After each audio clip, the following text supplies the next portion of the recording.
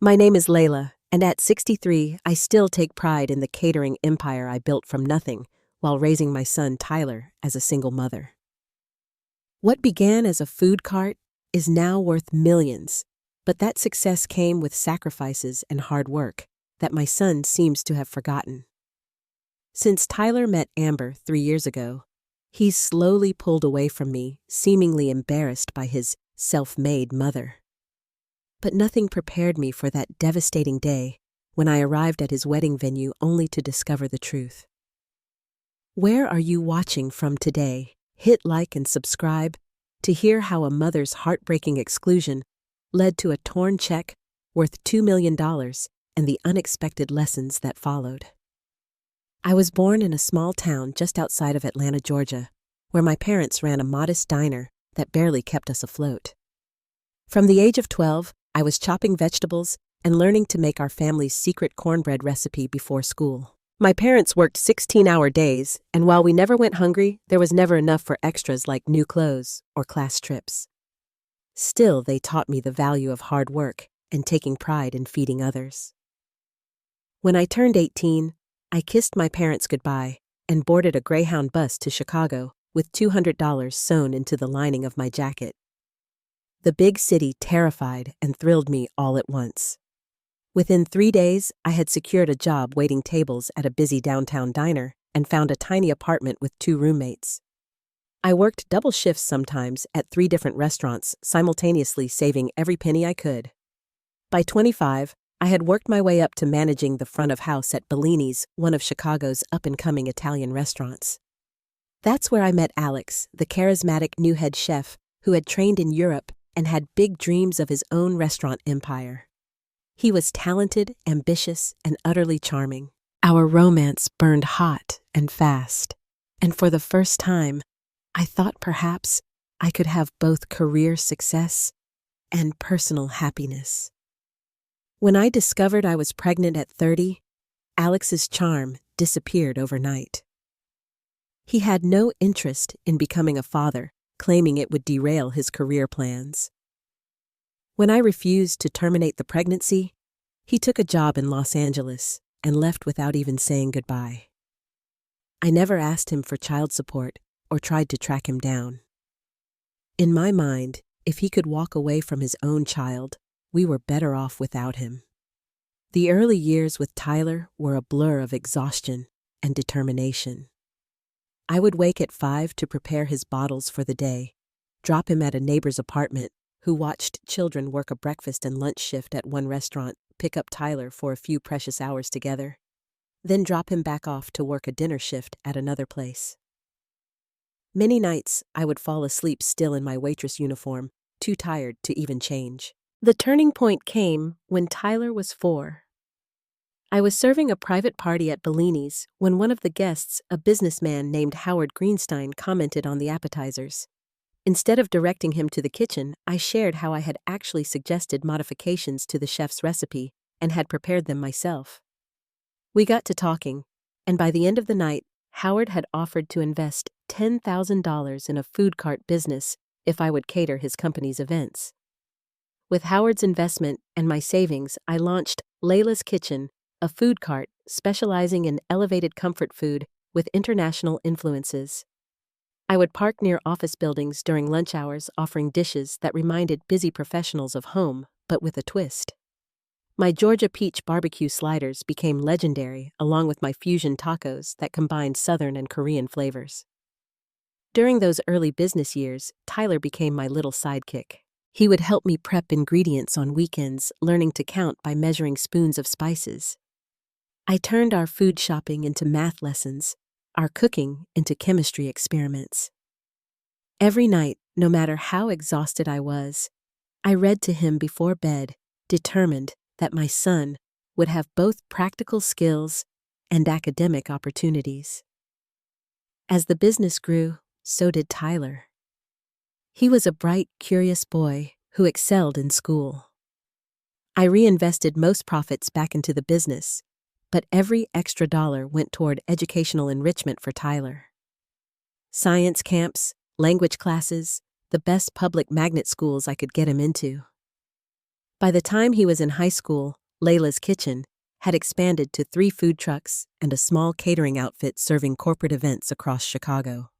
Tyler's acceptance to Northwestern University was one of the proudest moments of my life. I had saved enough for his tuition, though it meant delaying the storefront location I'd been dreaming of. The day I dropped him at his dorm, I cried all the way back to the empty apartment we had shared. But I channeled that emotional energy into growing the business even further. While Tyler studied pre-law, I secured a loan and finally opened my first physical location. By the time he graduated, Layla's Catering and Events had 3 storefronts and was the preferred caterer for Chicago's business elite. I had 50 employees and had been featured in several national food magazines. The daughter of diner owners from Georgia was now running a multi-million-dollar business. Tyler went straight to law school, then landed a position at Harrington & Wells, one of Chicago's most prestigious corporate law firms. He specialized in business contracts and acquisitions, and I was thrilled that all the sacrifices had paid off. He had opportunities I couldn't have dreamed of at his age and seemed to appreciate the journey we had taken together. That is until he met Amber Whitley at a charity gala 3 years ago. Amber came from old money. Her family had banking interests dating back generations, with homes in Lake Forest, Palm Beach, and the Hamptons. She worked in art acquisition for wealthy clients, more as a social occupation than from financial necessity. She was beautiful, polished, and obviously smitten with my son. The changes in Tyler didn't happen overnight.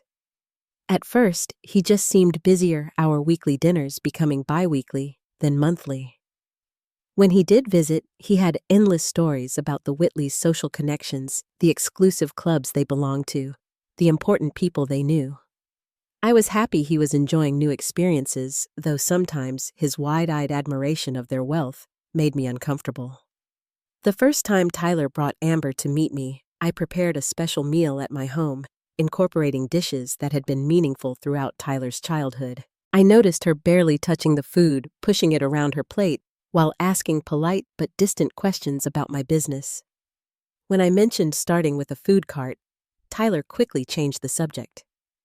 Meeting Amber's parents was even more uncomfortable.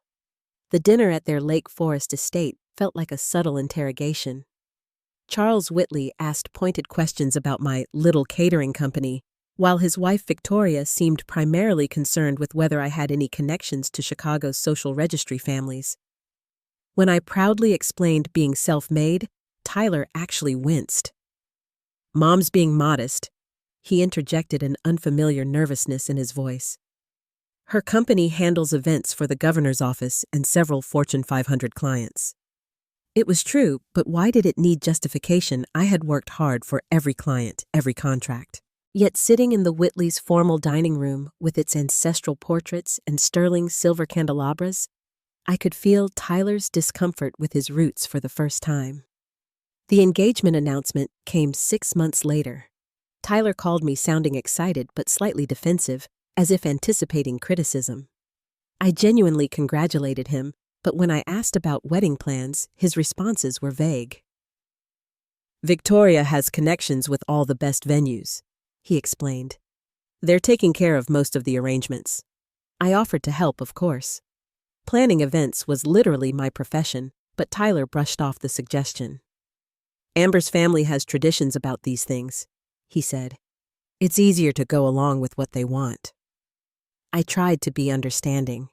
After all, I had raised Tyler to be adaptable and respectful. But as the mother of the groom, I had looked forward to being involved in his wedding plans. Instead, I found myself increasingly on the outside looking in. Looking back, perhaps I should have recognized the signs earlier. The way Tyler's eyes would dart away when I mentioned my business successes. How he never invited his law firm colleagues to meet me. The growing distance that seemed to coincide exactly with his entry into the Whitley family orbit. But nothing could have prepared me for what was to come. The ultimate heartbreak that would force me to question everything about our relationship and the values I thought I had instilled in my only child. The engagement party set the tone for what was to follow. Held at the Chicago Yacht Club, it was an elaborate affair with at least 200 guests, most of whom were connections of the Whitleys. I received my invitation barely a week before the event, and when I arrived, I discovered I was seated at a table far from the main party with distant relatives neither family knew well. Tyler spent less than 5 minutes at my table, clearly uncomfortable introducing me to Amber's extended family and their social circle. I overheard one of Amber's aunts asking, "Isn't that the caterer?" before Tyler quickly guided her away. I told myself not to be overly sensitive, that this was their special time and not about me. The following week, I called Tyler to ask about wedding plans, hoping to be included in some aspect of the preparations. "Actually, Mom Victoria has it all under control," he said, a note of apology in his voice that didn't quite reach sincerity. "She's worked with these vendors for years for all their family events." "I understand, but surely there's something I could help with," I pressed.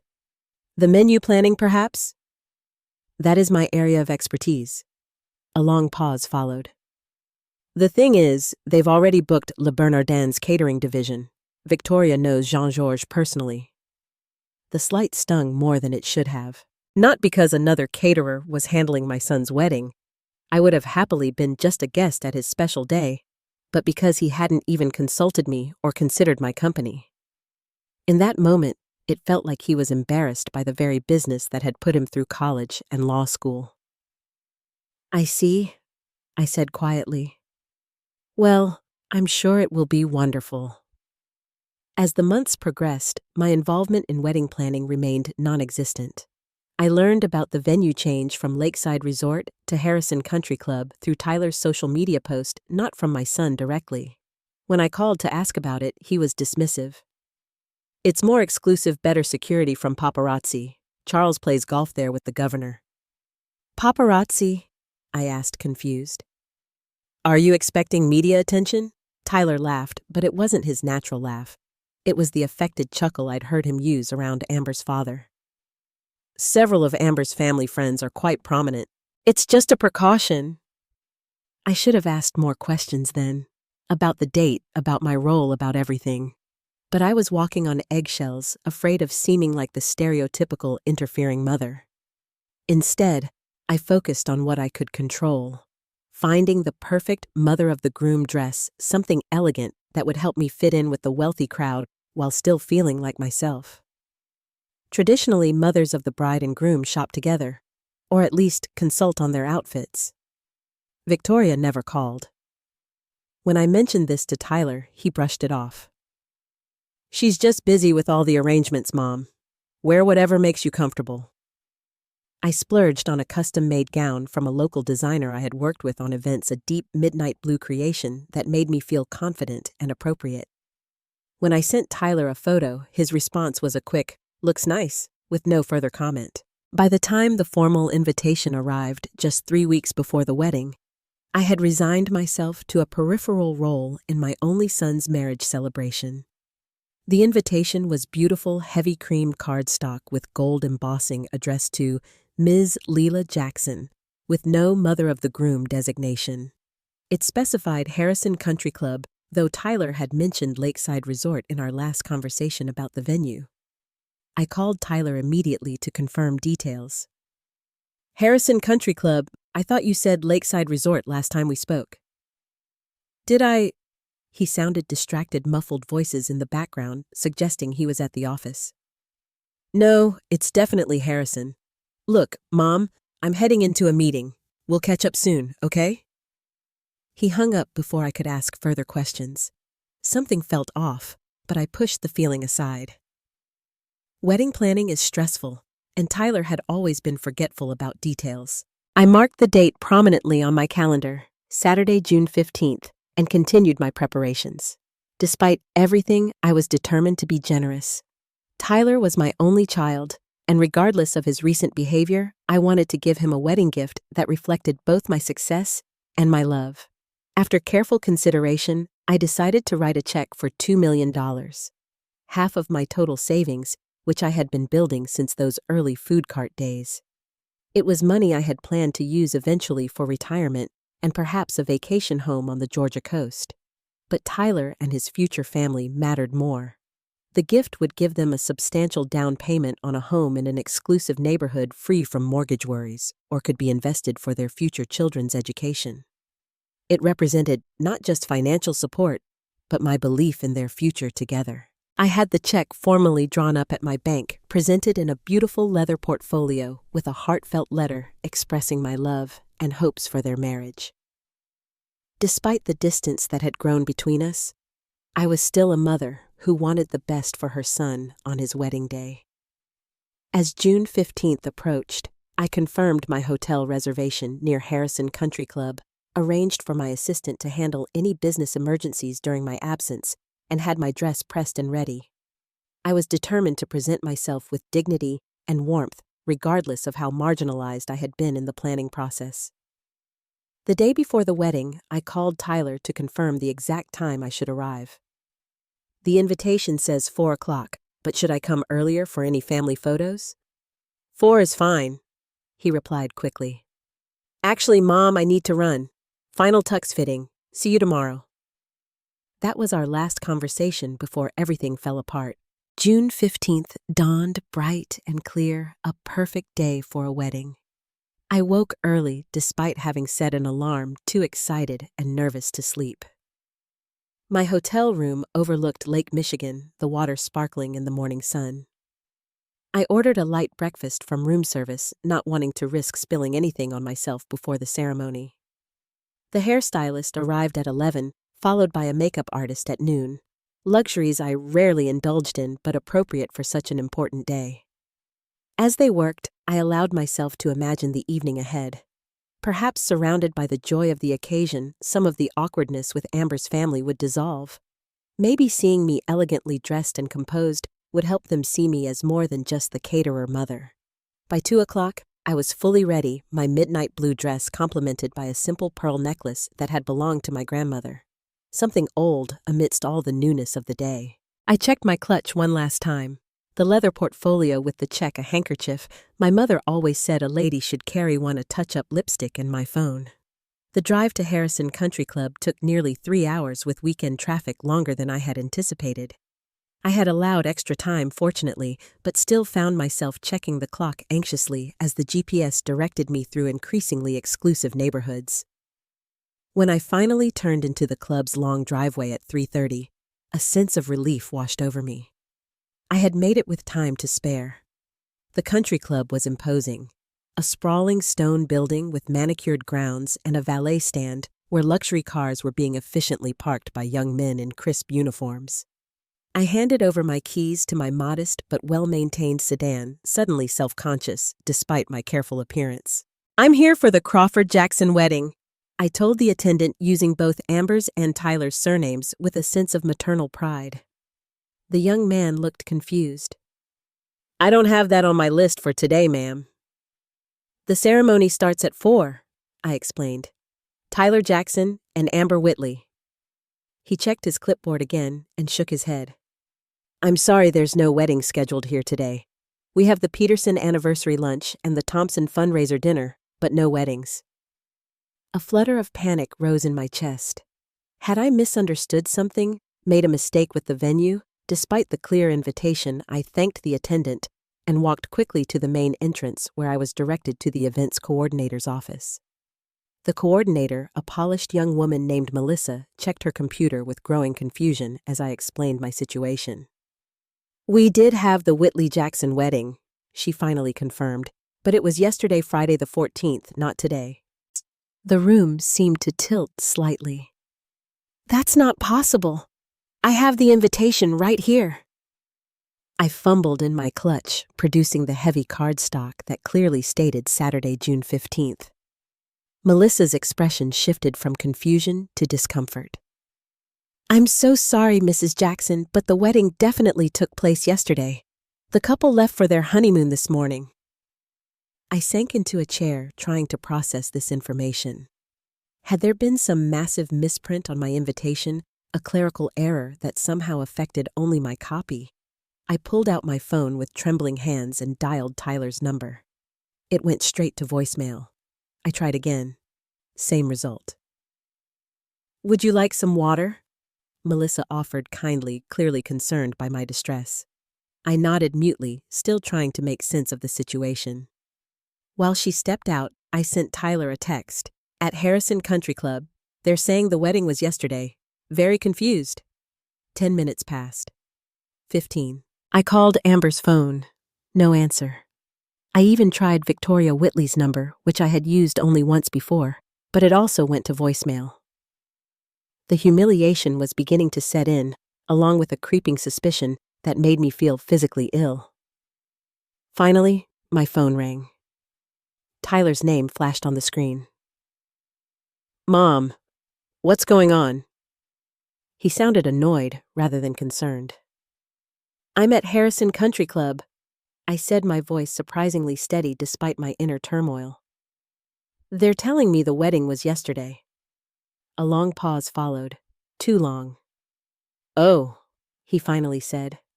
The wedding was yesterday. I thought you knew the date changed. The casual dismissal in his tone hit me like a physical blow. How would I have known no one told me? I'm sure I mentioned it, he replied, though his voice held a note of insincerity I recognized from his childhood attempts to lie. There was a last-minute change because of the venue's availability.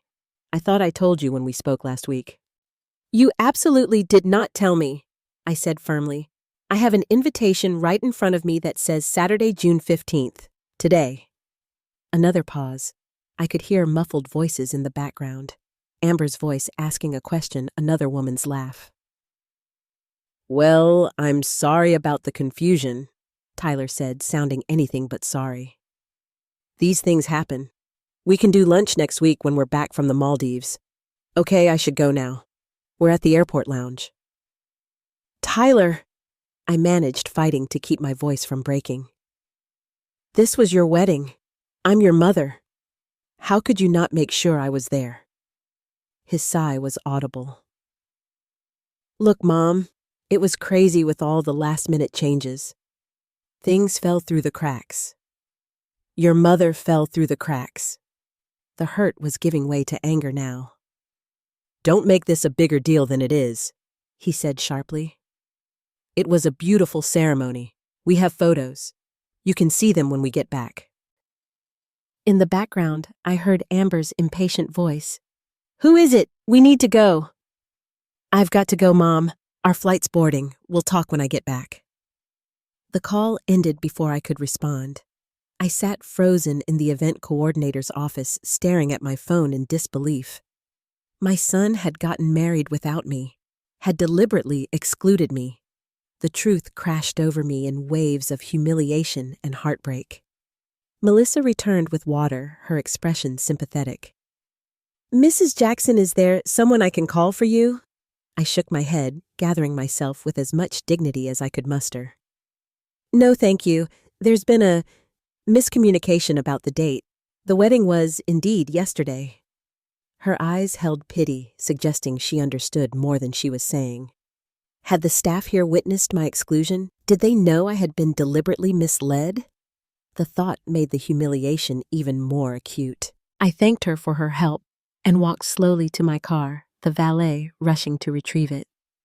Once inside, with the door closed against the world, I finally allowed the tears to come. They weren't delicate, dignified tears, but racking sobs that bent me over the steering wheel. For 32 years, I had been Tyler's mother, his protector, his provider, his cheerleader. I had worked 18-hour days to give him opportunities, had sat up with him through fevers and nightmares, had celebrated every milestone from his first steps to his law school graduation. And now, on what should have been one of the most important days of our shared lives, he had erased me. When the tears finally subsided, I sat up and caught sight of myself in the rearview mirror. My carefully applied makeup was ruined, my eyes red and swollen. The elegant mother of the groom was gone, replaced by a woman who looked every bit as broken as she felt. With shaking hands, I opened my clutch and removed the leather portfolio containing the check. $2 million. Half of everything I had saved. The gift that would have given Tyler and Amber a significant head start in their married life together. I stared at it, thinking of all the years of work it represented. The early mornings prepping food in rented kitchen space, the business loans I had sweated to repay, the opportunities I had sacrificed for myself to ensure Tyler's success. And in that moment, sitting alone in a country club parking lot, dressed for a wedding that had deliberately happened without me, something hardened inside me. With a clarity that cut through the pain, I removed the check from its portfolio. I looked at it one last time, $2 million made out to Tyler and Amber Jackson. And then I tore it in half. The sound was satisfying in its finality. I tore it again and again, until the check was nothing but confetti in my lap. I gathered the pieces carefully and placed them back in the portfolio. This at least I would show Tyler when he returned from his honeymoon. The drive home passed in a blur. I remember little of it beyond the hollow feeling in my chest and the occasional fresh wave of tears. When I finally arrived at my empty house, I kicked off the expensive heels I had bought specifically for the wedding and collapsed onto my sofa, still in my beautiful, unworn mother-of-the-groom dress. Out of masochistic curiosity, I opened Instagram to find my feed filled with wedding photos. There was Tyler, handsome in his tuxedo, Amber radiant in a gown that probably cost more than my first food truck, the Whitleys beaming with pride. Countless guests I recognized from Chicago's social and business elite, many of whom knew me professionally, but had apparently kept the date change to themselves. The most painful discovery came in the family photos. Standing where I should have been in the position traditionally reserved for the mother of the groom was an older woman I recognized as Amber's aunt. She was even wearing a color that complemented the wedding party, suggesting careful coordination. Coordination that had deliberately excluded me. It was the final confirmation. This wasn't an oversight or miscommunication. My son had intentionally given me the wrong date to prevent me from attending his wedding. The embarrassing caterer mother didn't fit the narrative of the social event of the season. In that moment, lying on my sofa, surrounded by the success I had built from nothing, I felt more alone than I had since those early days as a single mother in a city where I knew no one. But this time, the person who had abandoned me was the very one I had sacrificed everything for. The morning after my devastating discovery, I woke with swollen eyes and a hollow feeling in my chest. My phone showed multiple missed calls from my business partner and friend Denise, but none from Tyler. I texted Denise briefly, claiming a migraine and asking for a few days off. It was the first time in 15 years I had taken unplanned leave. For 3 days, I moved through my house like a ghost, alternating between numbness and waves of grief that would hit without warning. I disconnected from social media, unable to bear seeing more wedding photos or the inevitable questions from mutual acquaintances wondering why I hadn't been at my son's wedding. On the 4th day, Denise appeared at my door with groceries and concern written across her face. "Enough isolation," she announced, pushing past me into the kitchen. "I'm making you breakfast, and you're going to tell me what's going on." Over coffee and the cheese omelets that were Denise's specialty, I recounted the entire humiliating experience. Denise had known Tyler since he was a teenager and had watched our relationship change after Amber entered the picture. Her expression shifted from shock to outrage as I explained about the deliberate date deception. "That entitled little," she began, but caught herself. "I'm sorry, Layla. I know he's your son, but what he did was cruel and inexcusable." "I keep trying to understand how we got here," I said quietly. "Where did I go wrong with him?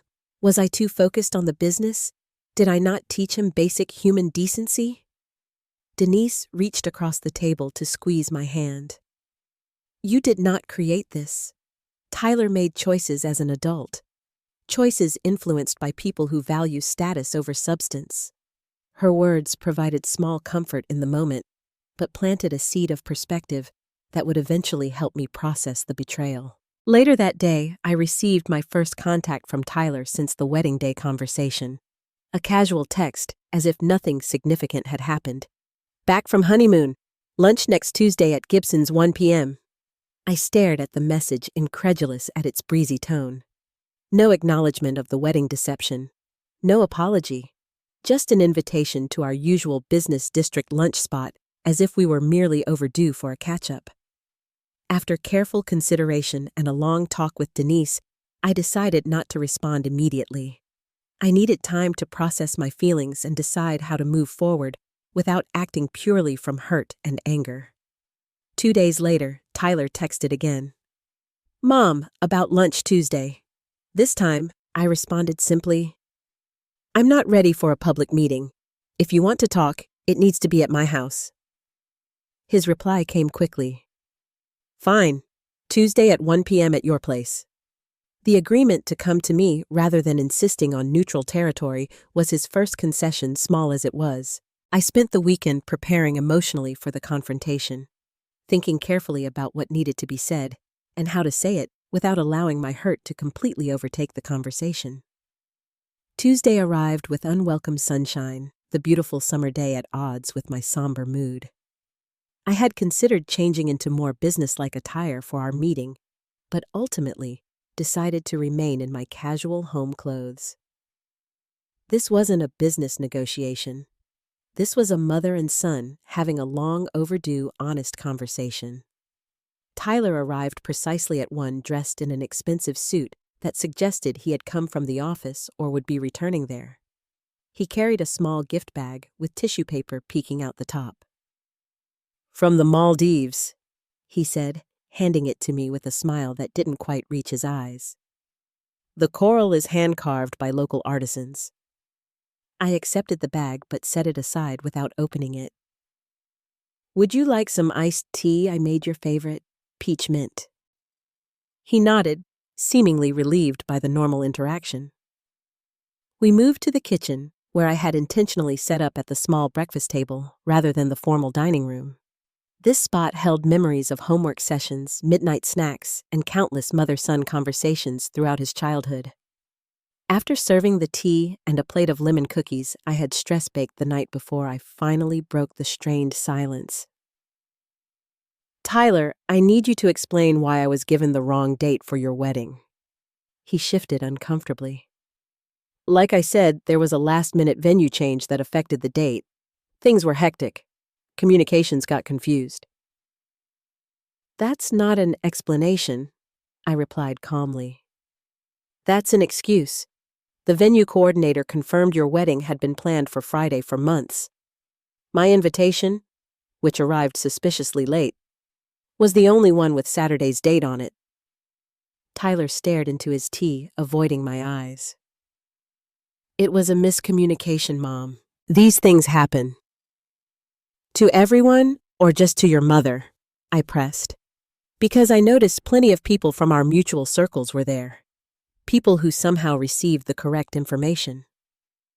His jaw tightened, a defensive gesture I recognized from his teenage years. "What do you want me to say? That it was a mistake? Fine, it was a mistake. I'm sorry you missed it. We can show you the video when it's ready." "I want the truth," I said firmly. "Even if it's difficult, even if it hurts both of us. After 32 years as your mother, I deserve at least that much respect." The silence stretched between us, tense and heavy. Finally, Tyler sighed, his shoulders slumping slightly. "It wasn't my idea," he began, still not meeting my eyes. "Amber's parents, they had concerns about the guest list. Concerns about me being on it specifically." He winced. "They're very particular about their social circle, very image-conscious. They worried that having a caterer as the mother of the groom might make certain guests uncomfortable." The blunt admission, despite my suspicions, felt like a slap. "So rather than defend your mother, you decided to lie to me about the date." I tried to push back, Mom. I really did. Tyler insisted, finally looking at me. "But you don't understand how these people operate. The Whitleys have connections everywhere. Charles practically got me my partnership track. The wedding was already causing tensions because Amber chose to take my name instead of hyphenating with Whitley. And what did Amber say about excluding her new mother-in-law from her wedding? Tyler's hesitation told me everything. She deferred to her parents' wishes. It's complicated. It's actually quite simple, I countered. You were embarrassed by me, by my background, by the very business that paid for your education and gave you the opportunities that led you to Amber's world in the first place. That's not fair, he protested, but weakly. No, what's not fair is that I was planning to give you and Amber this. I reached behind me to the counter where I had placed the leather portfolio. Opening it, I spread out the torn pieces of the check across the table between us. $2 million, Tyler. Half of everything I've saved. A wedding gift from the mother who apparently wasn't good enough to attend. His eyes widened as he processed what he was seeing, mouth opening and closing without words. When he finally spoke, his voice was hollow with shock. You tore up a $2 million check. Yes. In the parking lot of Harrison Country Club, sitting alone in my car, wearing a $3,000 dress no one would ever see. But you can write another one, he said, his tone suggesting this was the obvious solution. Now that we've cleared up the misunderstanding. Misunderstanding? I repeated incredulously. Tyler, you deliberately excluded me from one of the most important days of your life because I wasn't socially acceptable to your in-laws. Mom, you're blowing this out of proportion, he insisted, his shock giving way to frustration. Yes, the situation was handled poorly and I apologize for that, but tearing up the check was manipulative and childish. Manipulative. The accusation stung. It was a gift, Tyler. A gift you showed me you didn't deserve. So this is punishment, financial leverage to make me feel guilty. His voice had taken on the cool, analytical tone I imagined he used in difficult legal negotiations. No, it was a moment of clarity, I replied steadily. The moment I realized that somewhere along the way, my son started valuing money and status more than honesty and respect. That's rich coming from you, he snapped, genuine anger flashing in his eyes. You've spent my entire life focused on building your business. Everything was always about the next contract, the next expansion. Don't pretend money hasn't always been your priority, too. The unfairness of his accusation took my breath away. I built that business to support us, to give you opportunities I never had. Every dollar I earned was invested in your future. And now you're withholding that investment because things didn't go exactly your way. He stood abruptly, pacing the kitchen with agitated steps. Do you have any idea what Amber and I could have done with $2 million? The home we could have bought? The security it would have provided? Security? I laughed without humor. Tyler, you make over $300,000 a year. Amber's trust fund could probably buy my entire company. You don't need my money for security. That's not the point, he insisted. The point is that you're using money to punish me, which is exactly what you always accused Amber's parents of doing with their wealth, using it as control. His words hit uncomfortably close to a truth I hadn't fully examined. Had money become the primary language between us? Had I unconsciously taught him to value financial support over emotional connection? Before I could formulate a response, Tyler was gathering his things. I think we both need to cool down before we say things we'll regret. I'll call you next week. Tyler, I said as he headed for the door. The torn check isn't about punishment. It's about consequences. For the first time in your life, you're experiencing the natural consequence of treating someone poorly, losing something valuable they would have freely given. He paused, hand on the doorknob, but didn't turn around. Whatever helps you sleep at night, Mom. But don't be surprised if this changes things between us permanently. After he left, I sat alone in my kitchen, surrounded by torn pieces of the check and the untouched gift from the Maldives. His parting words echoed in my mind, a threat that our relationship might be permanently altered. The irony, of course, was that it already had been the moment he decided his mother wasn't fit to attend his wedding. My phone began buzzing with texts almost immediately after he left. "That money was meant for us. You can't just take it back." "Amber is upset. This is affecting my marriage now, too. If you're trying to make me choose between my wife and my mother, that's not a battle you want to start."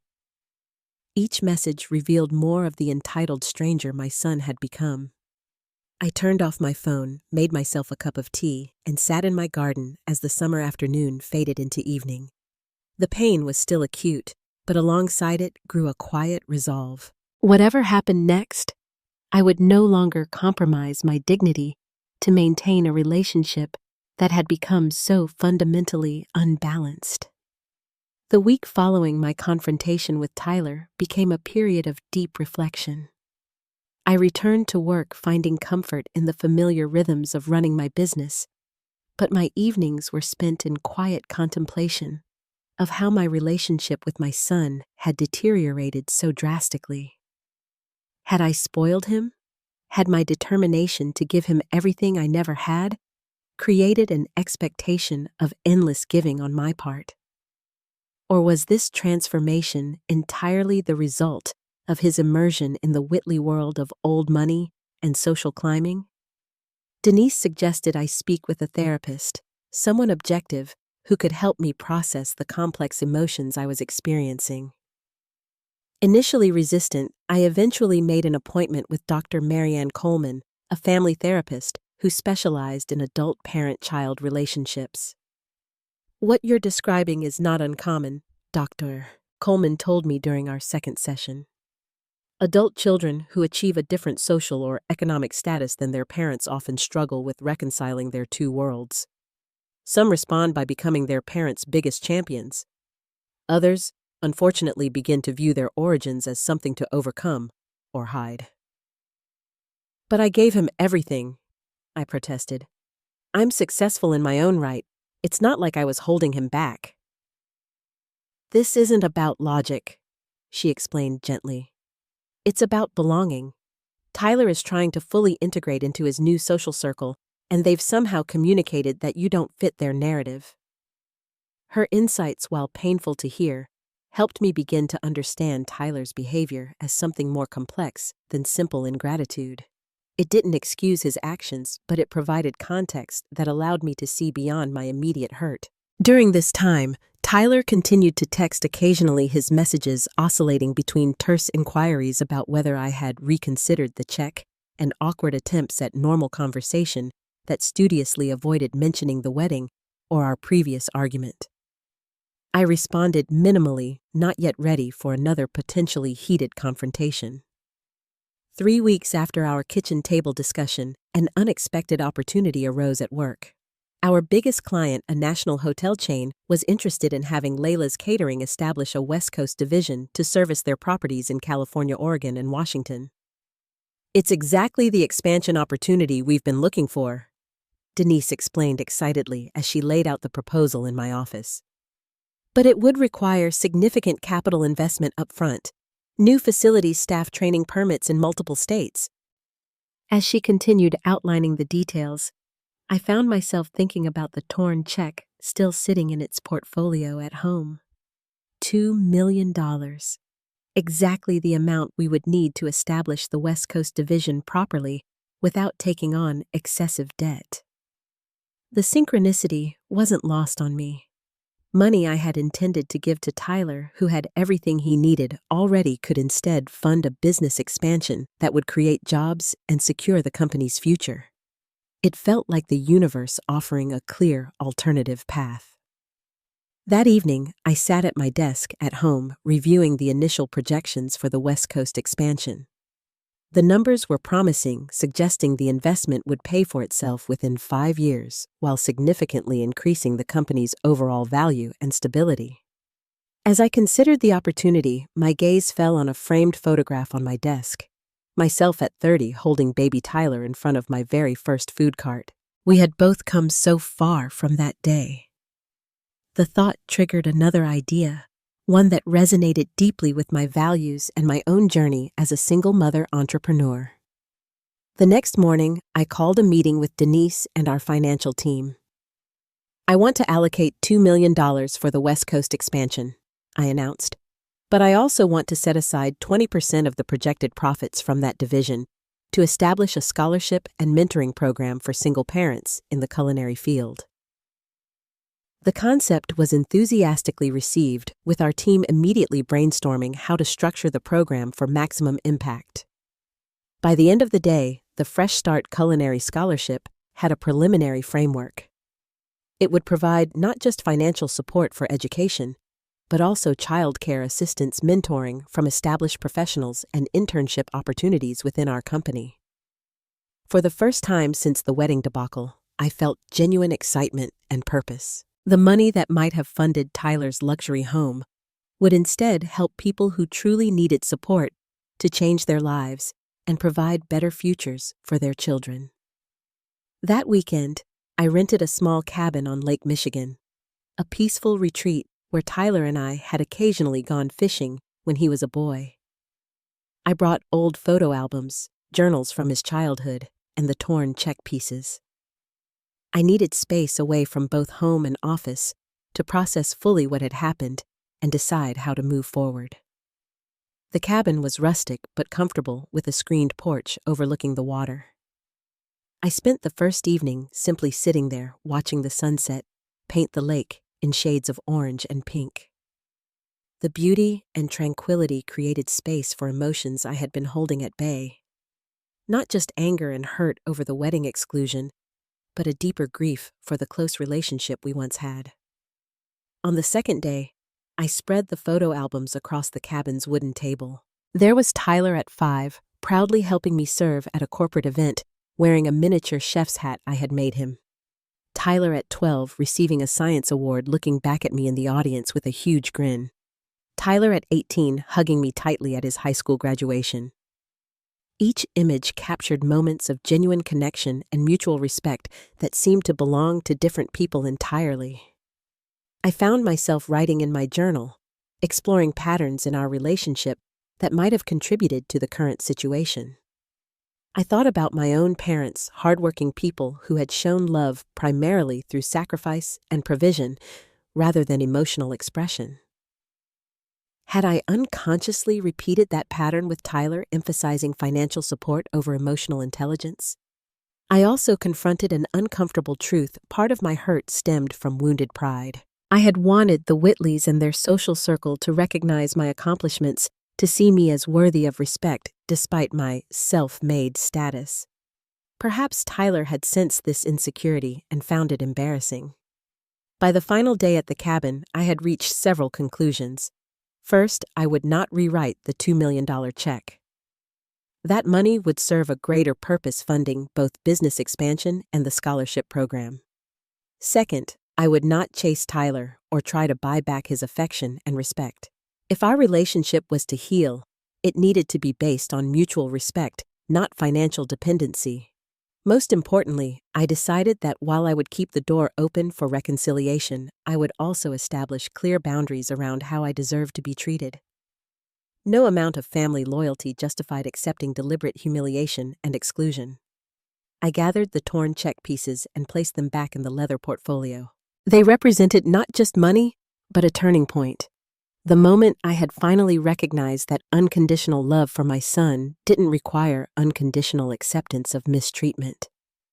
When I returned home Sunday evening, I felt lighter somehow. The pain hadn't disappeared, but it had transformed into something more manageable, more constructive. The following morning, I walked into the office with renewed energy and focus, ready to begin implementing both the West Coast expansion and the scholarship program that had emerged from this difficult chapter. Tyler's text came that afternoon. "We need to talk about the money, Mom. This silent treatment isn't solving anything." For the first time since the wedding, I felt completely clear about my response. The money has been allocated to business expansion and a scholarship program for single parents. I'm open to talking about our relationship whenever you're ready, but the financial discussion is closed. His response was immediate and angry. "You had no right to make that decision without consulting me. That money was promised to us." "No, Tyler," I wrote back calmly. "It was a gift I intended to give, not an obligation or a promise. I've made my decision. The money is being put to good use, helping people who truly need it." He didn't reply that day or the next. The silence stretched into a week, then two. I focused on my work and continued my sessions with Dr. Coleman, gradually building a new normal that didn't revolve around Tyler's approval or inclusion in my life. And then, unexpectedly, my phone rang one evening with a call from Amber. "Mrs. Jackson, it's Amber. I was hoping we could meet for coffee. Just the two of us." The call caught me completely off guard.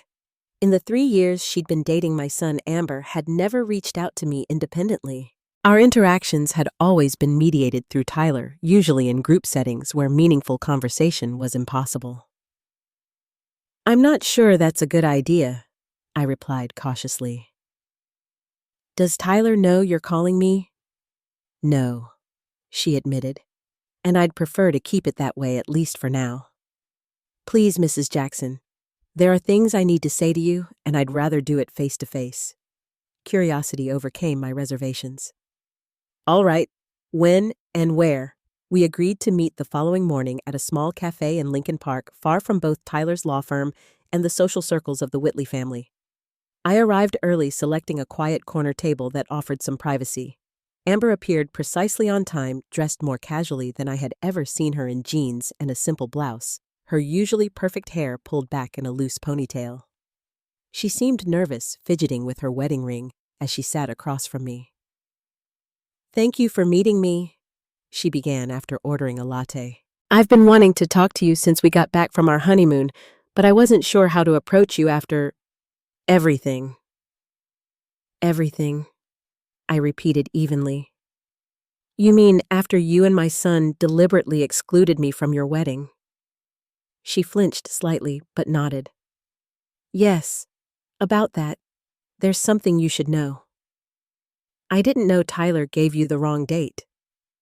I studied her face, looking for signs of deception, but finding what appeared to be genuine distress. "You didn't know." "No," she insisted. "I knew there was tension about your role in the wedding. My parents can be difficult about social appearances, but I thought we had compromised by keeping the ceremony smaller and more exclusive, as my mother put it. I never agreed to mislead you about the date." "Then how did I receive an invitation with the wrong date?" I asked, still skeptical. Amber looked down at her coffee. "My mother handled the invitations. She had the printer create a special version for you. Tyler knew about it. When I found out after the honeymoon, we had our first major fight as a married couple." The revelation was both vindicating and freshly painful. While it confirmed my suspicions that the exclusion was deliberate, learning that Amber hadn't been complicit offered a surprising ray of hope. "Why are you telling me this now?" I asked. "Because it was wrong," she said simply. "And because Tyler isn't being honest with you or himself about why it happened. Which is, he's desperate to be accepted by my family, to be seen as one of them, not just the husband they reluctantly accepted." She twisted her napkin nervously. "The thing is, Mrs. Jackson, I know what that's like. To feel like you're not good enough for someone else's social standards. I find that hard to believe given your background," I said, unable to keep the skepticism from my voice. "My background isn't what everyone thinks," Amber replied, meeting my eyes directly. "The Whitleys adopted me when I was 4. My biological mother was a housekeeper for one of their vacation properties. She couldn't care for me, and they were unable to have more children after my brother." The admission stunned me into silence. Nothing in Tyler's descriptions of Amber or her family had ever hinted at this history. "Very few people know," she continued. "My parents raised me as a Whitley, in every way gave me every advantage, but they've always been terrified that someone will discover my common origins. It's why they're so obsessed with appearances, with who belongs in their circle." "Does Tyler know?" She nodded. Yes, I told him early in our relationship. I thought he'd understand given his own background. Instead, it seemed to make him even more determined to prove himself worthy of the Whitley name, as if my adoption story confirmed that origins could be erased with enough money and social positioning. I sat back absorbing this unexpected information. So, when Victoria objected to my presence at the wedding, it triggered all of Tyler's insecurities, Amber finished. He wants so badly to belong in their world that he was willing to hurt you to secure his place in it. The pieces were falling into place, painting a picture of my son that was both more understandable and more troubling. His rejection wasn't just about embarrassment, it was about his own deep-seated fears of not belonging. I'm not excusing what he did, Amber added quickly. It was cowardly and cruel. I've told him so repeatedly since I found out, but I thought you deserved to know the full story. Thank you for telling me, I said, genuinely moved by her honesty. But I'm curious why you would risk creating friction with your new husband by meeting me like this. Amber smiled sadly. Because I married Tyler, not his insecurities. And because I've spent my entire life watching my adoptive parents reject people they deemed socially inferior, including my biological mother, who wasn't even allowed at my high school graduation. I don't want to continue that cycle in my own marriage. We talked for another hour, the conversation flowing more naturally than I would have expected. Amber revealed more about her complicated relationship with her adoptive parents and her hopes for building a different kind of family with Tyler. I shared stories about Tyler's childhood and the values I had tried to instill in him. As we prepared to leave, Amber asked hesitantly, "Would you consider coming to dinner at our place next week? Just the three of us. No Whitleys, no pretense." I'm not sure Tyler would welcome that, I replied carefully. Let me handle Tyler, she said with unexpected firmness.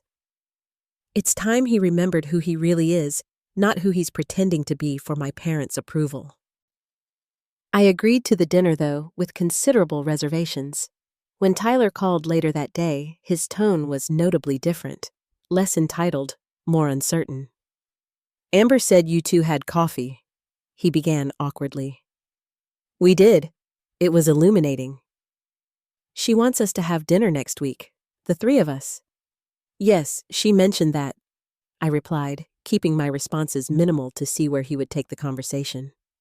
A long pause followed. I owe you an apology, Mom. A real one, not the half-hearted excuses I've been making. What I did with the wedding was wrong, deeply wrong. The words I had been waiting to hear, yet they felt strangely hollow. What exactly are you apologizing for, Tyler? For excluding you from one of the most important days of my life, he answered. For caring more about impressing the Whitleys than honoring my own mother. For all of it. Thank you, I said simply. That's a start. About the money, he began, but I cut him off. The money is not up for discussion. If you're only apologizing to try to get the $2 million, then it's not a genuine apology. It's not about the money, he insisted, though his tone lacked conviction. But you have to admit, tearing up the check was extreme.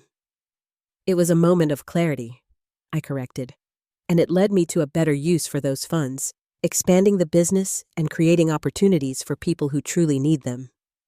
Another long pause.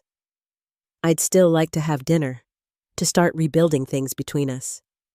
Despite my lingering hurt and suspicion about his motives, I found myself agreeing. Thursday at 7, Amber said, I'll bring dessert. The dinner was predictably awkward at first. Tyler alternated between forced cheerfulness and somber contrition, clearly unsure of his footing in this new dynamic. Amber surprisingly took the lead in facilitating conversation, drawing out stories from both of us about Tyler's childhood and my early business days. Gradually, the tension eased. Over coffee and the apple crumble I had brought Tyler's favorite since childhood, the conversation turned to more substantive matters. I've been thinking a lot about what happened, Tyler said, setting down his fork. About why I was so willing to go along with Victoria's plan to keep you away from the wedding. And what have you concluded? I asked, keeping my tone neutral. That I've been trying so hard to fit into Amber's world that I started being ashamed of my own. He glanced at Amber, who nodded encouragingly. The irony is, one of the things that first attracted me to Amber was how she didn't care about status the way most people in her circle did. And then I became exactly the kind of status-obsessed person she was trying to avoid. It was the most honest self-reflection I'd heard from him in years. Recognition is the first step toward change, I offered. I want to change, he said earnestly. I don't want to be the kind of person who would hurt his mother to impress his in-laws. That's not who you raised me to be. No, it's not, I agreed. But actions speak louder than words, Tyler. Rebuilding trust takes time and consistent effort. I understand. He hesitated, then asked, Can I ask what you're doing with the money? Amber mentioned something about a scholarship program. I explained the Fresh Start Culinary Scholarship in detail, how it would provide comprehensive support for single parents pursuing careers in food service, addressing not just tuition, but the practical barriers like childcare that often prevent parents from advancing their education. That's actually amazing, Tyler admitted, genuine admiration in his voice for the first time in years. Very on brand for you, Mom, creating opportunities for others the way you created them for yourself. And for you, I reminded him gently. Everything I built was to give you a secure foundation. Perhaps I focused too much on financial security and not enough on emotional intelligence and values. You did your best, he said. This is on me, not you. The evening ended with a tentative hug at the door. Not the complete reconciliation that would require much more time and effort, but a beginning. As I drove home, I realized that my torn check had ultimately bought something valuable after all the first steps toward honesty in my relationship with my son. 1 year later, I stood on a podium in our newly opened West Coast headquarters in San Francisco, preparing to cut the ribbon on the flagship location of Layla's Catering and Events Pacific Division.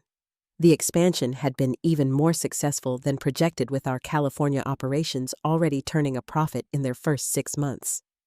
Beside me stood Denise, my business partner of 15 years, and our new regional director, Michael Chen, who had relocated from Chicago to oversee the Western operations. In the small crowd gathered for the opening ceremony, I spotted Tyler and Amber, who had flown in specifically for the occasion. Their presence represented the careful rebuilding of our relationship over the past year. After our dinner, we had established a routine of monthly family meals, sometimes at their home, sometimes at mine. The conversations had gradually become more honest, touching on difficult topics like Tyler's need for approval from the Whitleys and my own role in perhaps overemphasizing achievement. There had been setbacks.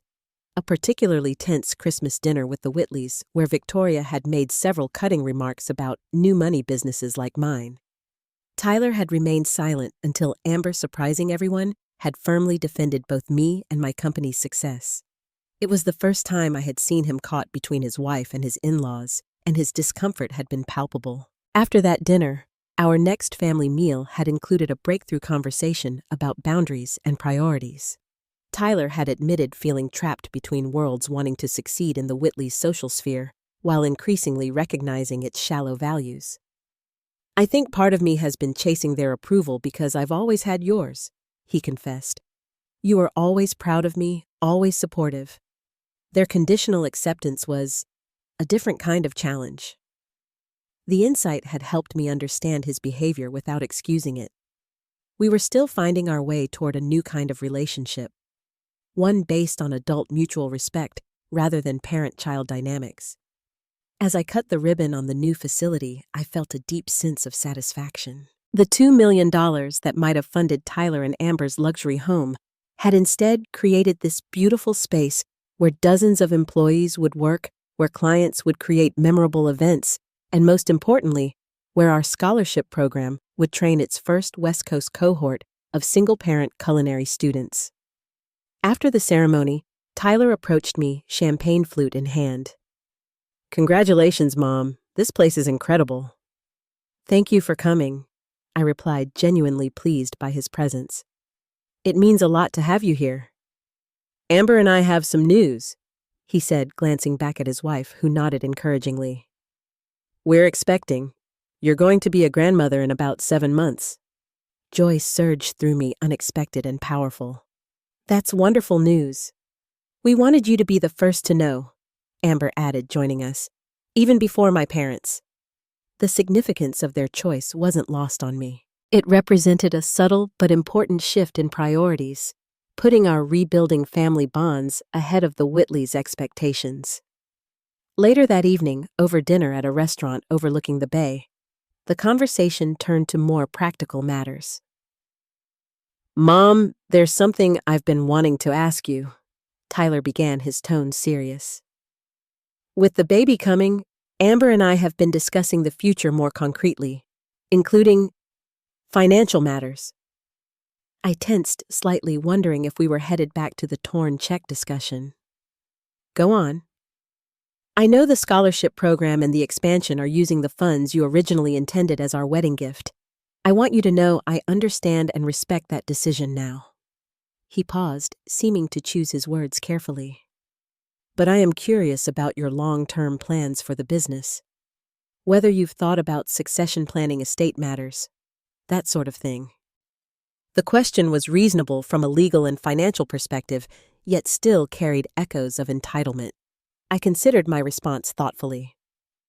I have been working on a comprehensive plan, I acknowledged. The business has grown beyond what one person can or should control indefinitely. My current thinking is to eventually sell my majority stake to an employee ownership structure, with key leadership like Denise and Michael having opportunities to increase their equity. I could see the disappointment flash across his face before he masked it. I see. That's forward-thinking. The proceeds from that eventual sale will fund the Layla Jackson Foundation, I continued, which will support both the scholarship program and other initiatives focused on entrepreneurship opportunities for underserved communities. A foundation, Amber repeated, her expression thoughtful. That's a wonderful legacy. And what about personal assets? Tyler asked, trying to keep his tone casual. A portion will be set aside for family needs, including a trust for your child and any future grandchildren, I assured him. But with stipulations focused on education and entrepreneurship, not just cash distributions. Tyler nodded slowly, absorbing the information. A year ago, he might have reacted with anger or accusations about being disinherited. Today, he simply asked, would you be open to my input on structuring those trusts as both a father and an attorney? I'd welcome that. I agreed, pleasantly surprised by his mature response. Our conversation shifted to lighter topics, but the exchange had highlighted how far we had come and how far we still had to go. Tyler was learning to accept that my money and business were mine to direct according to my values. But the instinct to view my assets as his future inheritance remained ingrained. 3 months later, I received an unexpected invitation to the baby shower Amber was planning. More surprising was that it would be held at my home if I was agreeable. We want to blend both families in neutral territory, Amber explained over the phone. And honestly, your house is more welcoming than either my parents' mansion or our condo. The shower brought together an eclectic mix. My business associates and friends, Amber's college roommates, a few of Tyler's colleagues, and of course the Whitleys. Victoria initially maintained her usual cool distance, but as the afternoon progressed, I noticed her watching me interact with the younger guests, many of whom sought my advice on business or cooking matters. During a quiet moment as I refreshed the dessert table, she approached me directly. You've built quite a loyal following, she observed, gesturing toward a group of young women who had been eagerly discussing their entrepreneurial dreams with me earlier. I believe in mentoring, I replied simply. Someone took a chance on me when I was starting out. I'm just paying it forward. Charles tells me your West Coast expansion is quite successful, she continued, surprising me with her knowledge of my business. He's on the board with several people who've used your services. They speak highly of your operation. Coming from Victoria, this was tantamount to effusive praise. Thank you. We work hard to maintain consistent quality across all locations. She sipped her champagne, studying me over the rim of her glass. Amber tells me you're establishing a foundation rather than passing the business directly to Tyler. The comment was probing testing. I maintained a neutral expression. The business was never meant to be Tyler's inheritance. It was meant to create security for both of us, which it has done admirably.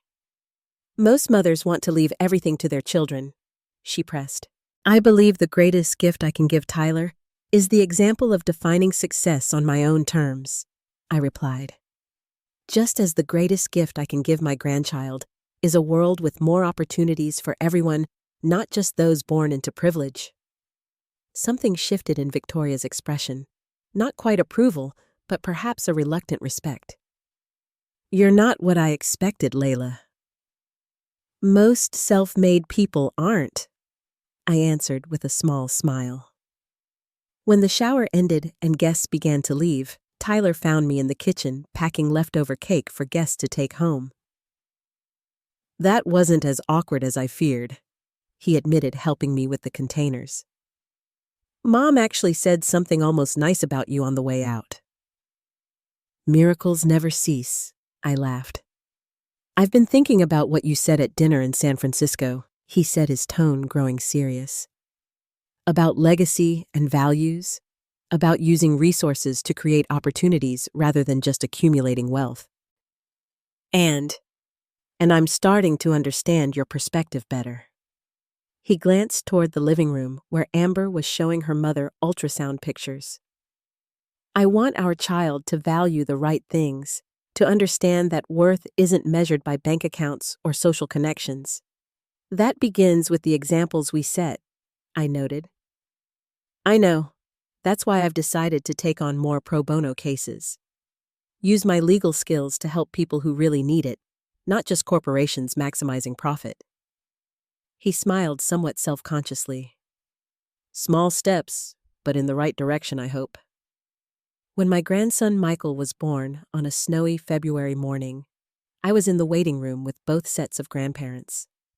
The Whitleys were impeccably dressed despite the early hour, while I had thrown on comfortable clothes upon receiving Tyler's 3 a.m. call. Yet as the hours passed, the formal social barriers began to dissolve in the shared anticipation of a new life entering our strangely blended family. When Tyler finally emerged exhausted but beaming to announce, "It's a boy, 7 pounds 8 ounces, and Amber is doing great," we all shared in the moment of joy equally. And when it came time for first visits to the recovery room, Amber specifically requested that I come in first, a gesture whose significance wasn't lost on Victoria. Holding my newborn grandson, I felt the cycle of life continuing in my arms. Looking down at his tiny, perfect features, I saw echoes of Tyler as a baby, and perhaps even hints of my own father in the shape of his brow. We're calling him Michael Thomas, Tyler said softly, standing beside me. After my grandfather, your father. The thoughtful gesture brought unexpected tears to my eyes. My father, who had worked his fingers raw in that small Georgia diner, now had a great-grandson named in his honor. A great-grandson who would grow up with every advantage, yet hopefully would also learn the values of hard work and integrity that had guided both my father's life and my own. He's perfect, I whispered gently, rocking the sleeping infant. Mom, Tyler said, his voice thick with emotion. Thank you for everything, for the sacrifices you made, for building something from nothing, for showing me what real success looks like even when I lost sight of it. In that moment, with my grandson in my arms and my son's genuine gratitude in my ears, I realized that the torn check had ultimately purchased something far more valuable than I could have anticipated. Not a luxury home or material comfort, but the beginning of wisdom in my son and the foundation for a family legacy based on values rather than valuables. 6 months later, as I finalized the paperwork for the Layla Jackson Foundation with Tyler's legal assistance, I included a special provision establishing a trust for Michael and any future grandchildren. Unlike traditional trusts focused solely on financial distributions, this one emphasized education, entrepreneurship, and ethical leadership. I want them to have security, I explained to Tyler as we reviewed the documents. But not the kind that breeds entitlement, the kind that enables risk-taking innovation and generosity toward others. Tyler nodded thoughtfully. Like the security you created for me, but with more explicit values attached. Exactly. Sometimes love means providing opportunities, not just assets. I signed the final document with a flourish. Sometimes the most valuable inheritance isn't what's in the bank account, but what's in the heart and mind. As I reflect now on the journey from that devastating day at Harrison Country Club to today, I'm struck by how a moment of profound hurt transformed into unexpected growth. The torn check, intended originally as a wedding gift, ultimately funded both business success and educational opportunities for deserving individuals. But more importantly, it catalyzed honest conversations and realignment of values within my own family. Have you ever had a painful family experience that ultimately led to positive change? I'd love to hear your stories in the comments below. And if you're struggling with similar family challenges around money values or acceptance, remember that sometimes the hardest boundaries to set are the ones that eventually heal relationships. Please like and subscribe if this story resonated with you, and share it with someone who might need to hear that standing firm on your values is not selfish. It's often the most loving thing you can do. Thank you for listening to my journey, and may you find the courage to write your own story with both compassion and conviction.